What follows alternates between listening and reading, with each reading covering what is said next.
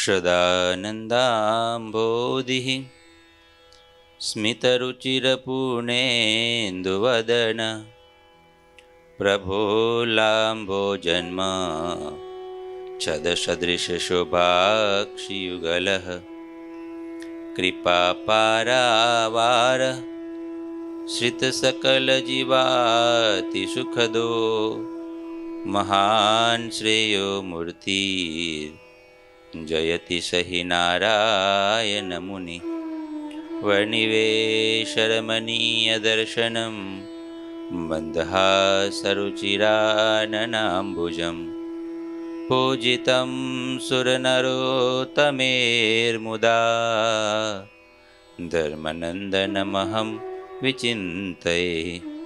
ॐ अवतारिणे श्री स्वामिनारायणाय नमो नमः। श्री हरिकृष्णाय घनश्यामाय नीलकण्ठाय च नमो नमः। ॐ श्री गुरुचरणकमलेभ्यो नमो नमः। बोलो स्वामिनारायण भगवाननी, श्री ठाकुरजी महाराजनी जय, श्री हरिकृष्ण महाराजनी, श्री घनश्याम महाराजनी जय, श्री सद्गुरुदेवनी जय, श्री पांचो परमहंस की जय। બધા ભક્તોને ખૂબ ભાવથી જય સ્વામિનારાયણ। ના ભગતજી, ના ના,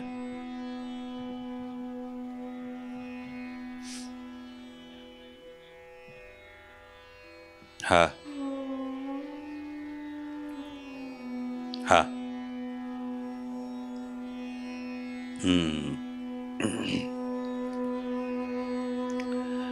ચલો ભગવાનની કથા કરીએ। ભક્ત ચિંતામણી ગ્રંથ તેની કથા ચાલે છે। પ્રકરણ 145માં આવ્યા છીએ। એમાં આપણે વડોદરાની વાતો બધી હાલે છે। સદગુરુ શ્રી નિષ્કુળાનંદ સ્વામીએ વડોદરામાં શ્રીજી મહારાજે જે ભક્તોને પડજા આપ્યા એની બધી વાત અહીંયા લખે છે। વડોદરાના બાપુભાઈની વાત છેલ્લા કરી હતી। બાપુભાઈ સિપાઈ,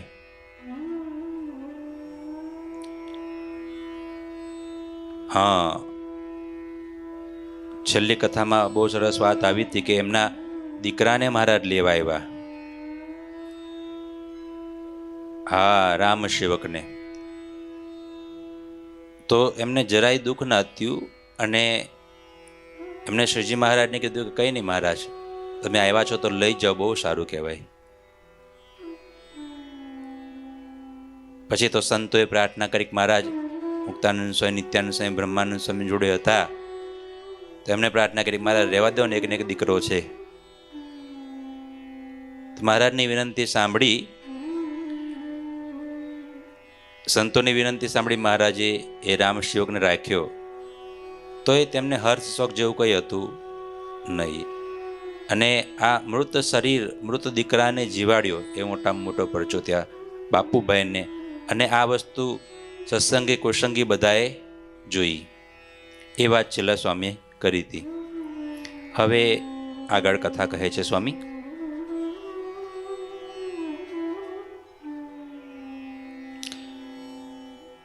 પ્રકરણ 145 કડી 32 થી આ કથા ચાલુ થાય છે। કહું એક દિવસની વડી તેડી જમવા મુનિ મંડળી, જમ્યા મુનિ રાખી નહીં મના, તો એ વધ્યા છે મોદક ઘના। કહે બાપુ જમ્યા નહીં સંત, માટે વધ્યું અન્ન અત્યંત। ત્યારે બોલ્યા છે ગોપાળ સ્વામી, ભાઈ અમે રાખી નથી ખામી। એટલે દાદા નવી વાત સ્વામી કહે છે। બાપુભાઈ વડોદરાના, એમણે સંતોને ઠાકોરજી ધરાવવા માટે પોતાના ઘરે બોલાવ્યા. સંતોને જમાડવા, પોતાના ઘરે બોલાવવા, આ બહુ મોટી વાત છે. તો ઘણા બધા સંતોને સરસ મજાની રસોઈ બનાવી અને મારે ઘરે જમવા પધારો આમંત્રણ આપ્યું. સંતો પોતાના ઘરે, બાપુભાઈના ઘરે જમવા ગયા.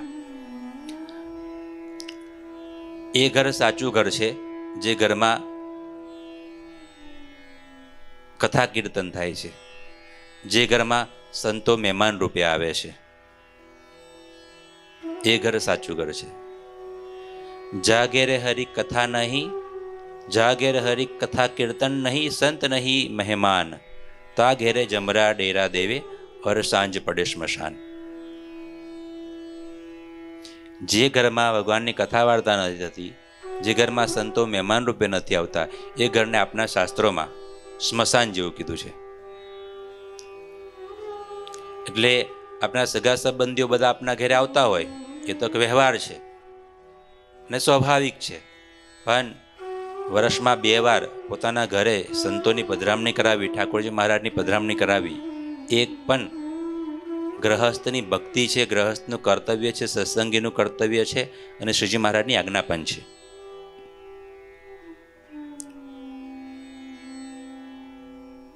સાગર ગ્રંથમાં બહુ સરસ મજાની પંક્તિ આવે,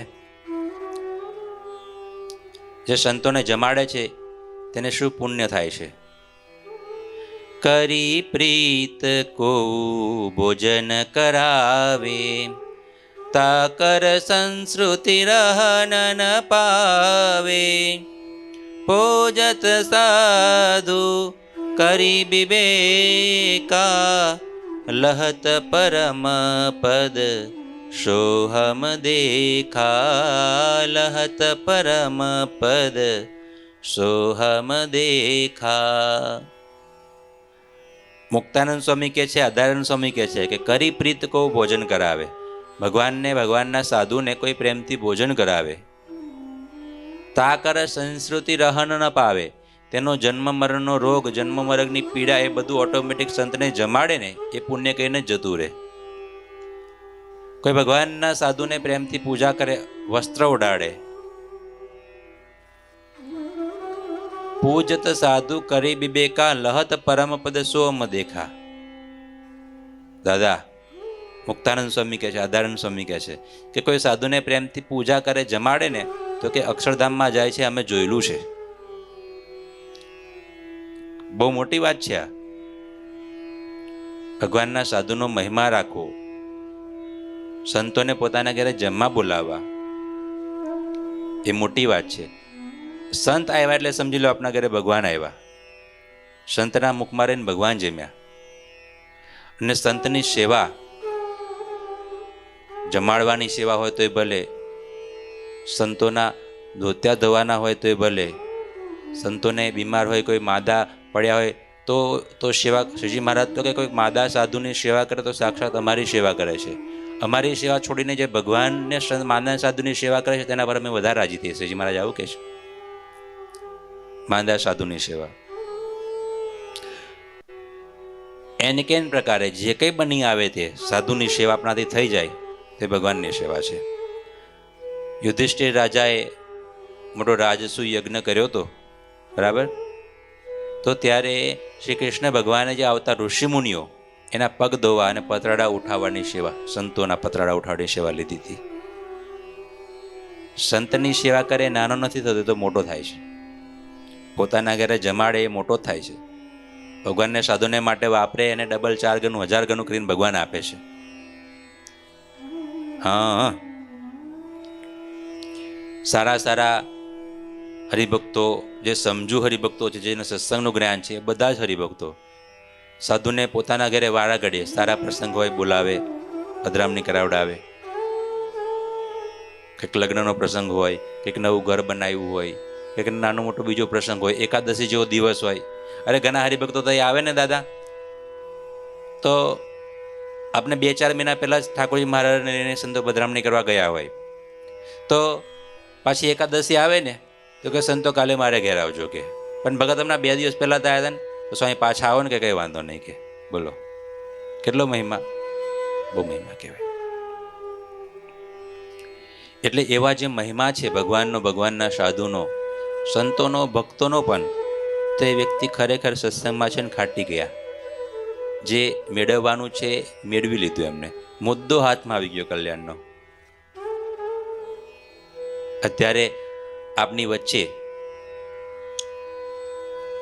નારદજી વિના લઈને આવી જાય, નારાયણ નારાયણ નારાયણ કરતા આવ્યા દાદા, તો આપણે બધા ઊભા થઈને ત્યાં દોડીએ કે ના દોડીએ? કે ભાઈ નારદજી આવ્યા, દોડીએ કે ના દોડીએ? શુકજી આવે, વ્યાસજી આવી જાય, ચાલો માનો અત્યારે આપની વચ્ચે અહીં જ આવી જાય, કે ગેટ પાસે આવ્યા માનો ને, તો આપણે બધા આ બધું છોડીને ભાગીએ કે ના ભાગીએ?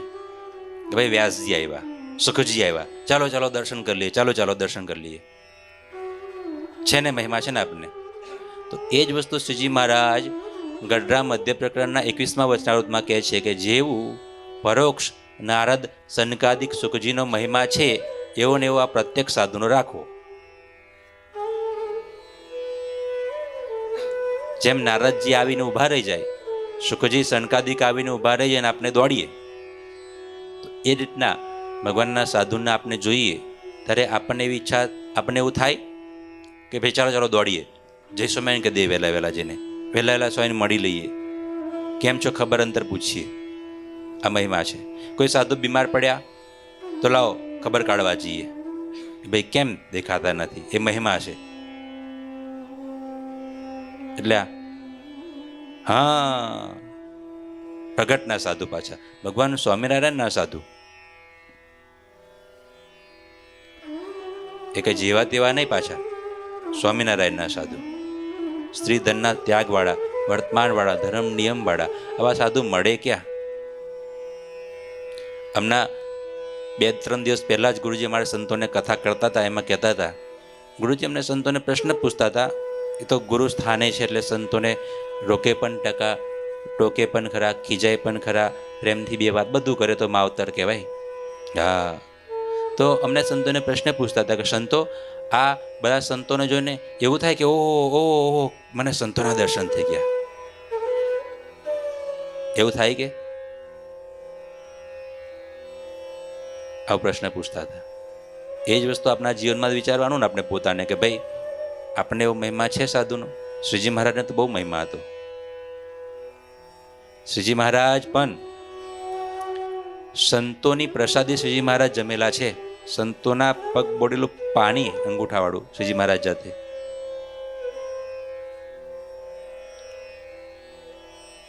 શ્રીજી મહારાજ શું કહે છે? જો નારદ મેરે સંત સે અધિક ન કોઈ, નારદ મેરે સંત સે અધિક ન કોઈ, મમ ઉર સંતન અરુ મેં સંતન ઉર, વાસ કરું સ્થિર હોઈ, નારદ મેરે સંત સે અધિક ન કોઈ. નારદજીને કહે છે ભગવાન, નારદજી મારા સાધુથી અધિક મારે માટે કોઈ નથી.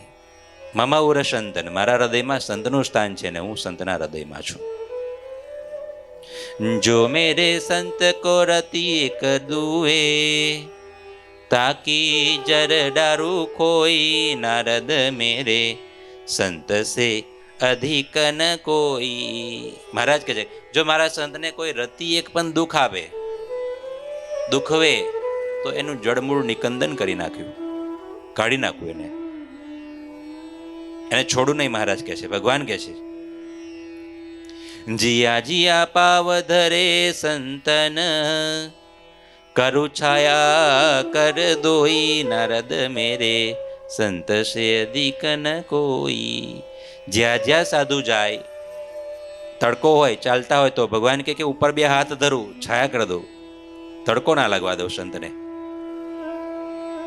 બહુ મોટી વાત છે.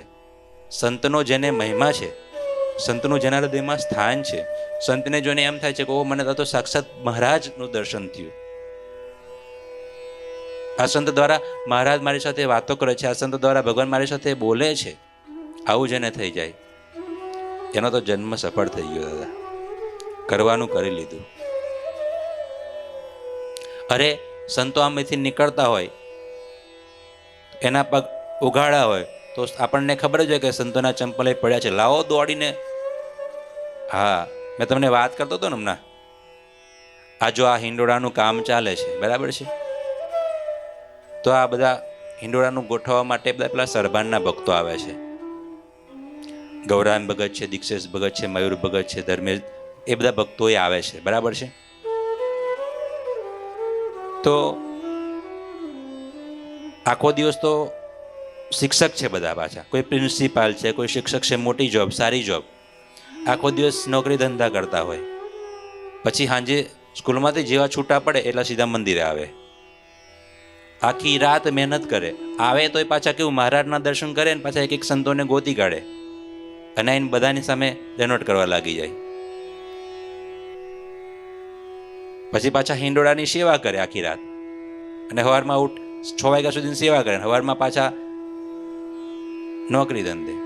તો આ કેવો મહિમા કહેવાય, કેવા ભગતો કહેવાય આ બધા.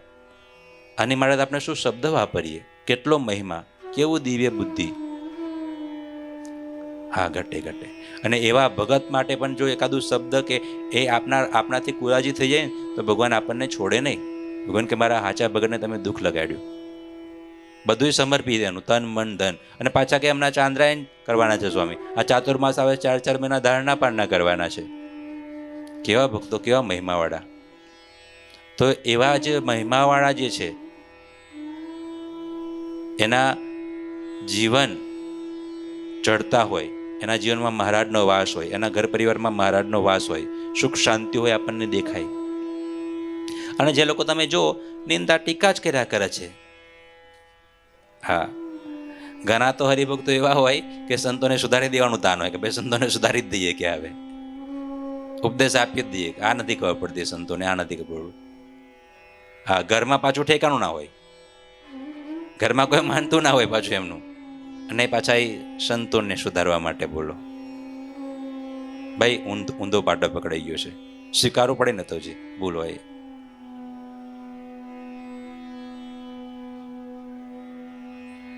હા, અરે કોઈ નાનામાં નાના સંત હોય ને આપનેથી, પણ આ ભગવી ચુંદરી જેના પર છે શ્રીજી મહારાજની રાણી છે. રાજાનો કુંવર હોય, નાનો હોય તો રાજાનો કુંવર જ કહેવાય ને. જો એ બહુ મોટી વાત દાદા, લો એક સ્ટેપ તમે ઊંચી વાત કરી કે સંતને કોઈ દી નાના સમજવા જ નહીં. હા, બહુ મોટી વાત છે. ઘણા તો એવું સમજે કે ભાઈ આ તો નાના છે ને, એની પાસે શું જવું. ઘણા પાછા એવા હરિભક્તો હોય કે વ્યવહારિક કામકાજ કરતા હોય ને, વ્યવહાર પડતો હોય ને તો તેને માને, બીજા સંતોને ના માને. તો શું ભાઈ બીજા સાધુ નથી? બધા સાધુ છે. એ પક્ષપાત, એવો ભેદ બુદ્ધિ અહીં સ્વામિનારાયણ સંપ્રદાયમાં આપના મંડળમાં એવું નહીં કરવું ભાઈ. બધા મહારાજના સંતો છે, બધા શ્રીધરના સાચા સંતો છે, બધા વર્તમાનવાળા સંતો છે. એટલે એમાં નાના મોટાનો ભેદ કરવો આપણી માટે તો બધા સંતો પૂજ્ય છે. પેલા નાના સ્વામી છે ને પેલા મોટા સ્વામી છે એવું નહીં ભાઈ. આ વ્યવહારિક રીતે કંઈક નાની મોટી જવાબદારી હોય, હા, એ વ્યવહારનું કામ હોય તો ત્યાં પૂછીએ, પણ એમાં કંઈ પગે લાગવાનું, એમાં કંઈ નમવાનું, એમાં કંઈ મહિમા ઓછો કરવાનું, એમાં કંઈ નાના સમજી લેવાનું કંઈ આવતું. એક બહુ સરસ મજાની વાત છે. પેલા એક ગામમાં અભયસિંહ રાજાની જ વાત આવે છે. તો ગામમાં સંતો આવ્યા. ને તો હવે જૂના જમાનામાં તો સંતો ગામડામાં રહેતા, મંદિરમાં, ગામડામાં એટલે સીધા મંદિરમાં જાય અને પછી સવારમાં ઉઠીને નાહવાનું હોય તો આવા કંઈ નળ, પાણીના નળ તો હતા નહીં, એટલે કોઈક સારો કૂવો હોય ત્યાં જવું પડે, કાં તો નદીએ તળાવે જવું પડે સ્નાન કરવા માટે. તો બન્યું એવું કે એ ગામનું નામ ભૂલું છું. ભગત કયું ગામ છે?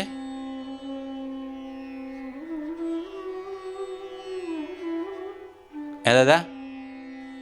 ગનોદ. હા, ગનોદના કયા રાજા દાદા? અભયસિંહ. હા, અભયસિંહ ગનોદના. તો હા, એની વાત છે. તો ગામમાં સંતો આવ્યા, સવારમાં નાવા જવાનું હોય એટલે અભયસિંહ બાપુ ઘરે હતા અને પેલા નોકરને મોકલો કે જાઓ ને કે સવારમાં વહેલા પરવારી ગયા હતા 6-7 વાગે કે 6 વાગતા 5:30-6 વાગ્યા હોય 6:30, તો જાઓ કે મંદિરમાં જોઈ આવો, કોઈ સંતો બધા હોય તો આપણે જઈએ અને થોડી વાર કથા વાર્તા સત્સંગ કરીએ. એટલે પેલો નાનો નોકર એ મંદિરમાં જોવા આવ્યો. તો જોવા આવ્યો ને તો બધા સંતો તો સવારમાં સ્નાન કરવા માટે ગયા હતા. ઘણા સંતો તો કેવું હોય કે સ્નાન કરવા માટે ગયા હોય તો પછી બધું ત્યાં લઈ ગયા, કુવે કે નદી તળાવે લઈ ગયા હોય તો ત્યાં પૂજા પાઠ કરીને બધું પરવાડીને જ આવે. એવું થાય ઘણી વખત. ઘણા સંતો મંદિરમાં આવીને પૂજા કરે, આવું થાય. તો એક નાના સાધુ બેઠા વચનામૃત વાંચતા હતા. એટલે પેલો નોકર આવ્યો ને જોયું કે ભાઈ કોઈ છે નહીં. એ તો જઈને કીધું કે ત્યાં તો કોઈ છે બાપુ, ત્યાં કોઈ નથી, બધા સાધુ નાવા ગયા છે. કે કોઈ નથી? બાકી હતા ને કે એક નાના સાધુ બેઠા હતા ને વચનામૃત વાંચતા હતા. કે ભૈયા બેસી બાપુ એમને કીધું કે તું એને નાના સમજે છે? કે જે કલ્યાણની વાત કરી છે કે તેને તમે નાના કેમ સમજો છો? કે ભાઈ એ નાના નથી, બહુ મોટા છે. કે એને નાના સમજવા જ નહીં. એટલે દાદા તમે વાત કરીને કે સાધુને નાના સમજવા જ નહીં, માનવા જ નહીં. આપનાથી આપણે ઉંમરમાં ગમે એટલા મોટા હોઈએ ને, અરે એવા ભક્તો છે દેશ વિદેશમાં, પોતે લાખોપતિ કરોડોપતિઓ હોય ને તો એ નાનામાં નાના સાધુ હોય ને તો એના ચરણમાં આવીને બેસી જાય, મહિમા રાખે, પગ દબાવે, રાજીપો માંગે, ઈચ્છે. મોટી વસ્તુ છે દાદા. સંતના માર્ગે ચાલ્યા છે. તમે સમજો ને કે રાજાનો કુંવર છે, બરાબર છે? રાજાનો કુંવર છે, નાનો છે તો આપણે માન મર્યાદા રાખી કે ના રાખી? કેમ કે રાજાનો કુંવર છે અને આવતીકાલે આ જ રાજા બનવાનો. કેસર કેરી હોય, કેસર કેરી દાદા, એની ગોટલી હોય નાની કે નાની કેરી થઈ હોય તો એને આપણે કેસર કેરી કહીએ કે ના કહીએ? પણ એ તો પણ નાની છે ને તો એ કેસર કેરી કહેવાય?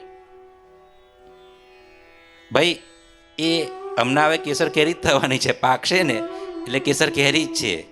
એમ ભલે દેખાવમાં નાના છે આ, પણ એ સંત જ છે, કેસર કેરી જ છે, 1 કરોડના છે આ. એટલે જે આ ધર્મ નિયમવાળા સાધુ હોય, જે પંચવર્તમાનવાળા સાધુ હોય, શ્રીજી મહારાજની આજ્ઞા ઉપાસનામાં દ્રઢ રહેતા એવા સાધુ હોય, તો ત્યાં કોઈને એવું નહીં માનવાનું કે નાના સાધુ છે. હા, એ જ બહુ મોટી વસ્તુ છે. સૌથી પહેલી વાત તો એ જ વિચારવાનું કે ભાઈ એ જે કરે છે એટલું હું કરી શકું છું? એ જે બધું છોડીને આવ્યા છે, આપણાથી આટલું થાય છે? એ તો બધું છોડીને આવ્યા છે. આપણાથી એક દિવસ ઘરનો ઉમરો છૂટે છે? નથી છૂટતો ને. બહુ મોટી વસ્તુ છે. આ માર્ગે ચાલવું ને બહુ મોટી વસ્તુ છે. એ કંઈ જેવા તેવા હોય નહીં, જેવા તેવા ચાલી ના શકે. એટલે બહુ સાધુનો તો જેટલો મહિમા સમજાય ને એટલો સમજવાનો. ભગવાનનું સ્વરૂપ જ માનવાનું, હાલતા ચાલતા ભગવાન જ માનવાના આપણી માટે. એના પગ ધોઈને પાણી પીએ તો કલ્યાણ, એની ધૂળ માથે ચડાવીએ તો કલ્યાણ. બોલો, આપણા ગુરુજીને કેટલો મહિમા છે સંતોનો. ગુરુજી નાના હતા ને તો વડતાલમાં રહેતા નંદ સ્વામી દાદા ગુરુજીની સાથે. તો દાદા ગુરુજી એમને સેવા સોંપી હતી કે રોજ સવારમાં ઉઠીને તમારે જે પેલું સભાખંડ છે ને, વડતાલમાં મોટો સભાખંડ, એ વાળી નાખવાનો. દાદા તમે બધા વાળો છો ને? તો એ સભાખંડ રોજ નવા સાધુ થયેલા ત્યારે તો સભાખંડ વાળીને પછી બધી ધૂળ ને કચરો તો ભેગો થાય થોડો ઘણો, તો એ કચરો એમ હોપડીમાં ભરી નાખી નહીં દેવાનો તરત. મહિમા શું છે એ તમે જુઓ. એ ધૂળ બધી ભેગી થઈ ને તો એ ધૂળને એમ લેવાનું, સ્પર્શ કરવાનું, માથે અડાવવાનું, આંખે અડાવવાનું, માથે ચડાવવાનું, પછી એને જવા દેવાની. કેમ? તો કે એ મંદિરમાં રહેનારા કોણ છે? ભગવાનની ભક્તિ કરનારા સાધુ છે, તેના જ પગે પડે છે ને. એના પગની અડીલી ધૂળ એ પડે છે ને, સંતો ભક્તોની. એ ધૂળ માથે ચડાવીને તો એ જન્મ મરણ ટળી જાય ને કલ્યાણ થાય, મૂર્તિનું સુખ આવે. આવો મહિમા, કેટલો મહિમા. અરે ઘણી વખત તો ગુરુજી અમે જોયું છે, ગુરુ સ્થાને હોય એટલે નાનું મોટું ઘરમાં વડીલ હોય તો નાના દીકરીઓને કંઈક કહેતા તો હોય ને કે ભાઈ આવું નહીં કરવું, આમ સલાહ સૂચન આપતા હોય, કંઈક કહેતા હોય. તો એ રીતના અમારે માટે ગુરુ છે તો સંતોને કંઈક નાનું મોટું કહેવું પડે. તો ગુરુજી ઘણી વાર શું કરે, અડધી રાતે ઉઠીને સંતોને દંડવત કરી લે, સંતો સૂતા હોય ત્યારે. પછી 1-2 વખત તો સંતો જોઈ ગયા ને પૂછ્યું કે ગુરુજી તમે રાતે એમ 2 વાગે 3 વાગે દંડવટ કોને કરો છો? કારણ કે ઘણી વખત સંતો ઊભા થાય, કોઈ જાગતા હોય કે પડકું ફેર્યા કે બાથરૂમ ગયા તો જાગી ગયા હોય ને જોઈ ગયા હોય. ત્યારે 2-4 વખત પૂછ્યું ને ત્યારે એક વખત ગુરુજીએ કીધું કે જો કે તમે બધા છે ને સંતો એ બહુ મહાન છો, બધા ભગવાનની રાણીઓ છો. કે હું પહેલા દીક્ષા લીધી એટલે કે હું મોટી રાણી, તમે બધા મારી પાછળથી આવ્યા તો કે નાની રાણી, પણ તમે બધા ભગવાનની રાણીઓ છો. કે અને મારે તમને કહેવું પડે તો ગુરુ સ્થાને છો એટલે કહેવું પડે કે કંઈ, પણ તમારા હૃદયમાં મહારાજ છે, તમે ભગવાનના સાધુ છો, અને તમે નારાજ થઈ જાઓ, તમે દુઃખી થઈ જાઓ, તમારો દ્રોહ થઈ જાય તો કે મારું તો કે સારું ન થાય. એટલે કે એ પ્રાયશ્ચિત માટે, એ મારા હૃદયની શાંતિ માટે તમે રાજી રહો ને, મારા રાજી રહે ને એની માટે હું રાતે દંડવટ કરી લો. કે કેટલી મોટી વાત કહેવાય. રઘુવીરજી મહારાજ ગઢપુરમાં હતા. સભાખંડની વાત છે, સંતના ઉતારા. તેમાં રઘુવીરજી મહારાજને 2-4 પાડાઓ પાર્ષદો સંત નિવાસમાં જતા હતા. તો સંત નિવાસમાં જતા હતા ને તો ચાલતા જતા હતા. સંતોના ઉતારા હોય એટલે સંતોના ધોત્યા, પુસ્તકો આ બધું ત્યાં પડ્યું જ હોય તે તો સંત નિવાસમાં. તો રઘુવીરજી મહારાજનો ભૂલથી પગ એક સંતોના કંઈક ધોત્યું ખેસ્યું ત્યાં પડ્યું હશે આવી ચાદર, તો તેના પર પડી ગયો. એટલે પડી ગયો ને એટલે સીધું જ પછી જોયું, ઓ હા તો ભગવા કપડા પર મારો પગ પડી ગયો. રઘુવીરજી મહારાજને થયું. એટલે થોડી વાર તો આંચકો ખાઈ ગયા, તમર ખાઈ ગયા. હા, એ બહુ મોટી વસ્તુ છે કે ભગવાનના સાધુને આપણો પગ અડી જાય ભૂલથી તો પગે લાગી લઈએ. ધોત્યાને પગડી જાય તો પગે લાગી લઈએ, વંદન કરી લઈએ. સંતોને કંઈક ઠેલો કે ઠેબુ વાગી જાય તો સોરી, માફ કરજો, જય સ્વામિનારાયણ, મોટી વસ્તુ છે. તો ત્યાં જતા હતા, પગ પડી ગયો, ધ્રાસકો થયો, આ શું થઈ ગયું, મારાથી પાપ થઈ ગયું, ભૂલ થઈ ગઈ, એવું એને ફિલિંગ થયું. રઘુવીરજી મહારાજને ખોટું થયાનું ફિલિંગ થયું. પછી શું કીધું, પેલા જે 2-4 પાડાઓ હતા ને એને કે તમે આગળ જાઓ, કે આગળ જાઉં, હું આવું છું. એટલે એમને આગળ મોકલી દીધા. અને પછી એ ત્યાં ધોત્યા પર જે પગ અડી ગયો ખેસ્યા પર, ચાદર પર, તો ત્યાં દંડવટ કરવા લઈ ગયા. આચાર્ય મહારાજ બોલો, એ સાધુને નહીં, સાધુના ધોત્યાને દંડવટ કરવા લાગી ગયા. પેલા પાડાઓએ પાર્ષદોએ જોયું, પાછા એવા દોડતા, અરે મહારાજ કોને તમે દંડવટ કરો, કોઈ સંતો નથી બેઠા. અરે કે આ સંતોનું ખેસ ધોત્યું હતું તેના પર મારો પગ પડી ગયો, મને કે બહુ દુઃખ લાગ્યું. આ ભગવી ચુંદડી છે, આ કંઈ જેવી તેવી નથી. આ સાધુની પદવી કોઈ જેને તેને નથી મળતી. સૌથી મોટી પદવી આ સાધુની. મોટા રાજા મહારાજાઓ પણ ઊભા થઈને આશીર્વાદ લેવાની ઈચ્છા રાખે. એટલે સંતનો જેને મહિમા છે, સાધુનામ દર્શનમ પુણ્યમ તીર્થભૂતા હિ સાધવ. આ તીર્થો બધા કોને કર્યા દુનિયાના? તીર્થો કોને કર્યા? ભગવાનના સાધુ જે જગ્યાએ ગયા ને તે જગ્યાએ તીર્થ બની ગયા. એવું છે. યદ પદે તીર્થ જાતમ લખ્યું.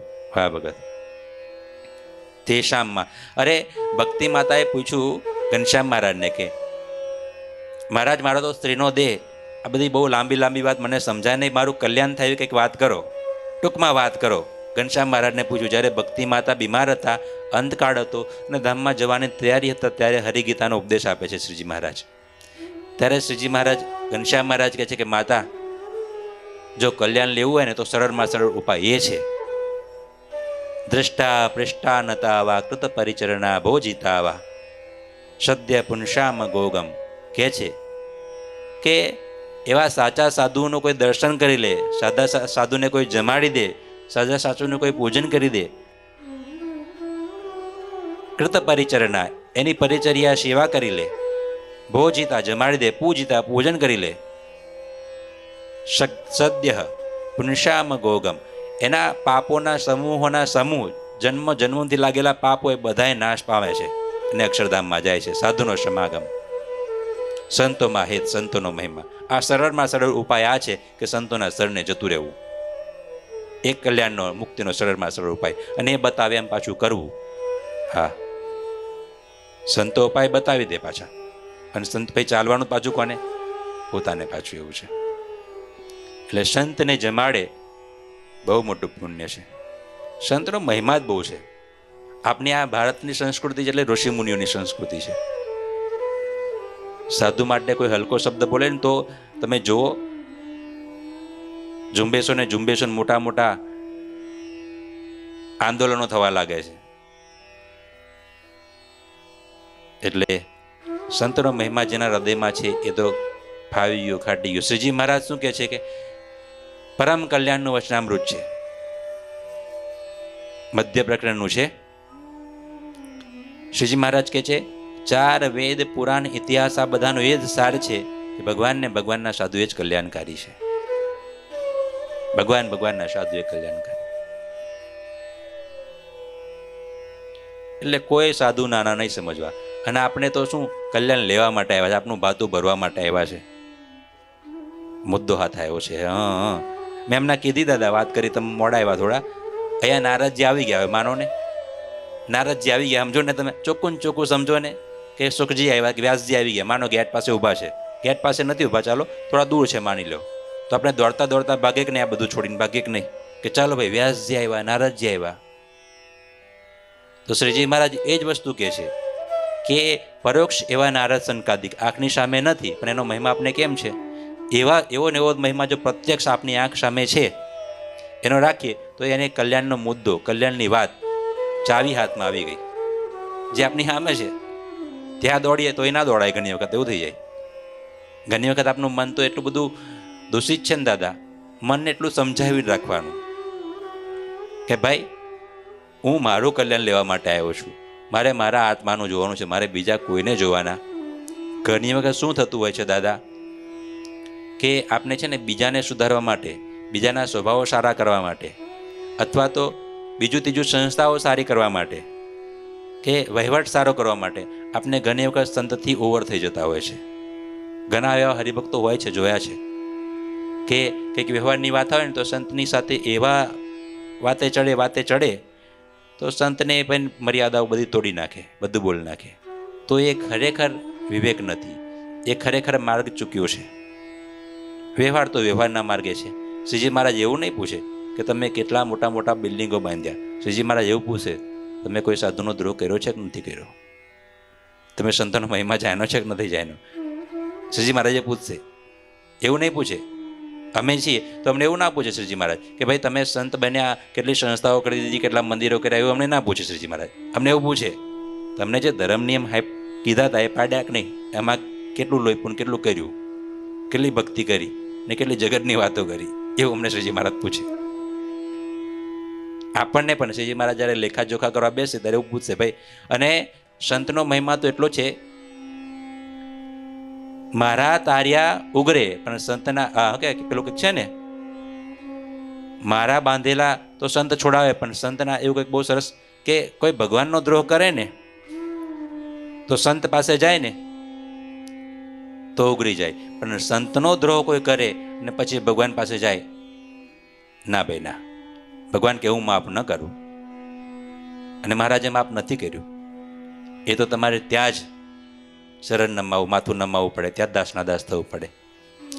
જોને મુક્તાનંદ સ્વામીનો દ્રોહ અલૈયા ખાચરે કર્યો, તલવાર લઈને મારવા માટે ઊભા થયા અને શ્રીજી મહારાજે કીધું કે અલૈયા બાપુ મુક્તાનંદ સ્વામીને જઈને આવે તમે માથું નમાવો ને ત્યાં માફી માંગો. બાપુ કે હું ના, એ તો ના કરું. તો શ્રીજી મહારાજ બોલ્યા જ નહીં, જોયું નહીં. આ જીવન ના બોલ્યા, આ જીવન ના જોયું. બોલો પ્રસંગ છે ને. પછી તો અલૈયા બાપુને છેલ્લા પસ્તાવો થયો ધામમાં ગયા પછી, અને પછી આવ્યા અને ગોપાલ સ્વામીના કહેવાથી પત્ર લખીને બોલાયા વગેરે વગેરે. તો ત્યારે એમને પસ્તાવો થયો, પણ પછી શું? શ્રીજી મહારાજ તો જીવતા સુખ જે લેવાનું છે તો એ જ લેવાનું છે ને. એટલે હા, 18 સાધુ કરેલા, નૈષ્ઠિક બ્રહ્મચારી, બહુ મોટી બધી વાતો છે, પણ તોય માર્ગ ચૂકી ગયા કે નહીં? મનુષ્ય બુદ્ધિ એવી છે ને, મનુષ્ય ભાવ એવો છે ને કે આપણને બહુ બધા દોષો કલ્પાવે. એમાંય જેને રોજનો પ્રસંગ બને છે ને સંતોનો, એને તો બહુ સાવધાન રાખવું પડે. રોજનો પ્રસંગ જેને સંતોર બનતો હોય ને તેને તો બહુ જ. ઘણી વખત એવું બી થાય દાદા, તો તમને પ્રેક્ટિકલ વાત કરી દઉં કે ચાલો સવારમાં સંતો ક્યારેક આરતીમાં આપણે ના દેખ્યા, માનો આવા ઘણાના મનમાં પ્રશ્ન થતા હોય કે કથામાં ના દેખ્યા, તો આપણું મન તરત એવો સંકલ્પ કરે ભાઈ કેમ નથી આવ્યા, બરાબર છે? પણ ત્યારે આપણે વિચારવાનું કે ભાઈ એ ખાતું ભગવાને મને સોંપ્યું છે, કેમ નથી આવ્યા ને કેમ આવ્યા છે એ મને લેખાજોખા સોંપ્યા છે, નથી સોંપ્યા. બીજું, હું એનાથી મોટો છું, એને મને કીધું છે કે મારી ભૂલ કહેજો, નથી કીધું. બરાબર. ત્રીજી વસ્તુ કે નથી આવ્યા તેની પાછળનું કારણ શું છે? આપણે તો દાદા 8, 10, 9 વાગે રાતે સૂઈ ગયા હોય, બરાબર છે, પણ એ રાતે કેટલા મોડા સુધી જાગ્યા છે એ આપણને ખબર નથી. ત્યાં હિંડોળાની સેવા ચાલે છે તો બધા સંતો રાતે 3-4 વાગ્યા સુધી જાગતા હતા, 3-3:30 સુધીને. બરાબર છે. તો તરત મનમાં એવું થાય કે ભાઈ કેમ કોઈ દેખાતું નથી. એવો અવગુણ લઈ લઈએ આપણે તો તરત આપણે તો આપણું તો બધું ધોવાઈ જ જાય ને કરેલું. આવું ઘણી બધી જગ્યાએ બનતું હોય છે દાદા, કે કોઈની વાત સાંભળી, કોઈ કર્યું. આપણે તો આપને પોતાનું જોવાનું. મુક્તાનંદ સાહેબ બહુ સરસ મજાની વાત લખી. મુક્તાનંદ સાહેબ પાસે કોઈ પૂછ્યું કે કોઈ ભજન ભક્તિ બહુ કરે છે અને કોઈ નથી કરતા, તો શું વિચારવું? તો મુક્તાનંદ સ્વામી એવું કીધું કે કરીને આવ્યા છે બસ, અને આપણે કરવાનું બાકી. મારે બાકી છે ને કરીને આવ્યા છે, આટલું સમજી લેવાનું. મારે મારું જોવાનું છે. ઘણી વખત એવું થતું હોય કે બીજાને આપણે સુધારવા, બીજું સારું કરવા, સંસ્થાઓ સારી કરવા કરતાં આપણું તો પૂરું થવા આવ્યું હોય તો બધું આવું અભાવ ગુણમાં પડી જાય ને તો આપણું બહુ બગડી જાય. એટલે એમાં ક્યારેય પડવાનું, એમાં મજા જ નથી. સંતનો જે મહિમા રાખ્યા છે, સંતના જે દાસના દાસ થાય છે ને, એક બહુ સરસ મજાની નાનકડી વાત યાદ આવી. આપના એક ભગત છે, સુરેશ ભગત છે. અહીં કેમ દાદા તમે બધા રાત દિવસ એ જોવો છો, એમ સુરેશ ભગત છે છેલ્લા 25 વર્ષથી તો સંસ્થા સાથે, 25-30 વર્ષથી સંસ્થા સાથે જોડાયેલા છે. મોટી ઉંમર છે એમની, અને એ ફૂલવાડી બાગ બગીચાનું બધું કામ કરે છે. કંડારી ગુરુકુલમાં છે. તો અત્યારે તો થોડું શરીર વીક થઈ ગયું અને થોડી તકલીફ છે, એટલે કોઠારની સેવા અમને છોડી છે. બાગ બગીચાની સેવા કરે અને પછી આખો દિવસ ભજન કરે. પણ પહેલાં કોઠારની આખી સેવા એમને સોંપેલી. કોઠારની સેવા કે કોઠારમાં બધું અનાજ કરિયાનું બધું સાચવવાનું, સાફસૂફ રાખવાનું, બધું ચોખ્ખું. કોઠારની સેવા, અનાજમાં કંઈ જીવડા ના પડી ગયા એ બધું જોવાનું, આ છે તે છે. તો બન્યું એવું કે જે તે સમયે કોઠારની સેવા કરતા હતા ત્યારની વાત છે. અત્યારે તો એમની ઉંમર 60 વર્ષની આજુબાજુમાં તો છે, મોટી ઉંમર છે બહુ. તોય 60 વર્ષની ઉંમર છે ને તોય આખો દિવસ ભજન કરે. અને કંડારી ગુરુકુલમાં જે હોલ છે આવો, તો રોજ સવાર સાંજ હોલ વાળીને પછી અમે કીધું ને કે ધૂળ માથે ચડાવે, એમ ધૂળ માથે ચડાવે. આવા ભગત છે, આવા મહિમાવાળા. હા, ગ્રહસ્થ છે પાછા સુરેશ ભગત, કે પાર્ષદ નથી. જો કે ગ્રહસ્થ ના કહેવાય, તો મુક્ત જ છે. અક્ષરધામ આ લોકની દ્રષ્ટિએ અક્ષરધામના એ તો મુક્ત જ છે, પણ આ લોકમાં એ એમ ઘણા એમ થાય ભાઈ સુરેશ ભગત કંઈક પાર્ષદ હશે, એવું થાય ને પાછું. એ પાર્ષદ નહીં, પણ પાછા એમ તમારા જેવા જ કપડામાં. હા, ત્યાં 25-30 વર્ષથી રહે છે, પણ તોય પૈસા પોતાના વાપરે. જમવાનું પોતા માટે એ જમે તો પાછા દાન ધર્મમાં તો લખાઈ દેવાનો કે નહીં. રહે છે ત્યાં જ, સેવા આખો દિવસ ત્યાં જ કરે, પણ કે નહીં કે આ એક વસ્તુ. મેં તમને વાત એ કહેતો હતો કે મોટી ઉંમરમાં એ શું થઈ જતું હોય છે, ઘણી વખત આપણે ચૂકી જતા હોય છે. તો એ કોઠારની સેવા કરતા હતા. તો એક વખતે બન્યું એવું કે કંઈક કોઠારમાંથી કંઈક અનાજ સંત નિવાસમાં આવ્યું. મગ આવ્યા, કે મગ જ આવ્યા હતા. તો મગ આવ્યા હતા ને, તો એ મગમાં કંઈક ધનેડા જેવું કંઈક દેખાયું કોકને. બરાબર છે. હતા કે નહોતા એ વસ્તુની વાત પછી છે, પણ કોકને એવું કંઈક લાગ્યું કે ધનેડા જેવું છે. એટલે પછી તો વાત એ પેલી કે ભાઈ સુરેશ ભગત કે કોઠાર હરખો સંભાળતા નથી, અનાજમાં જીવડા પડી ગયા છે, આ છે તે છે, આમ છે તેમ છે, બધી વાતો 2-4 જણા બધી જગ્યાએ એવું નાનું મોટું ચાલતું જ હોય, થતું જ હોય. એટલે એમાં આપણે પોતાનું સેફટી રાખવાની કે ભાઈ ખોટી વાત સાંભળવી નહીં, ખોટી વાત કરવી નહીં, ખોટી વાત બોલવી નહીં, જોયા જાયના વિના ક્યારેય નિર્ણય આપવો નહીં. ઘણા તો જજ જ બની જાય કે ખરેખર આમ જ છે. ભાઈ તું જો, પહેલાં પોતાની ભૂલ હોય ત્યારે પેલું કે ને, પોતાની ભૂલ હોય ત્યારે કંઈ ના બોલે, અને બીજાની ભૂલ હોય ત્યારે ન્યાયાધીશ બની જાય એવું છે. એટલે વાતો થઈ કે ભાઈ, એટલે કોકે કીધું સુરેશ ભગતને કે સુરેશ ભગત આ બધા કે આવું બોલે છે, તમે જરા જઈને કહ્યું કે સ્વામી મેં એવું કંઈ કર્યું, કે ભગત મેં આવું કંઈ કર્યું નથી, એટલે તમે કંઈક બોલો, એમ કંઈક કહો કે ભાઈ આપણે ખોટા નથી, સાપ જ છે. ને ખરેખર સાપ જ હતો એવું કંઈ હતું, અને આવી કંઈક વાત નીકળી હતી. તો ત્યારે એ ભગતજીના જે શબ્દો હતા એ હું બી ત્યાં સાંભળતો હતો, મને તો અડી ગયા, મને તો હૃદયમાં સીધા સ્પર્શ. એ કે સ્વામી, મારું નાવડું કે હવે તરવા આવ્યું, મારું નાવડું હવે કાંઠે પોગી ગયું, 60 વર્ષ થઈ ગયા ને, હવે કે મારે ડૂબાડવું. કેમ કે કહેવા જાય, કંઈક બોલે અને ટંટો થાય ને ગમે તે થાય તો એમાં અભાવ ગુણમાં પડાય. બસ મારું નાવડું આવે આવી ગયું, પાળ પડી ગયું કે આવે, બસ મોટી વસ્તુ છે ને.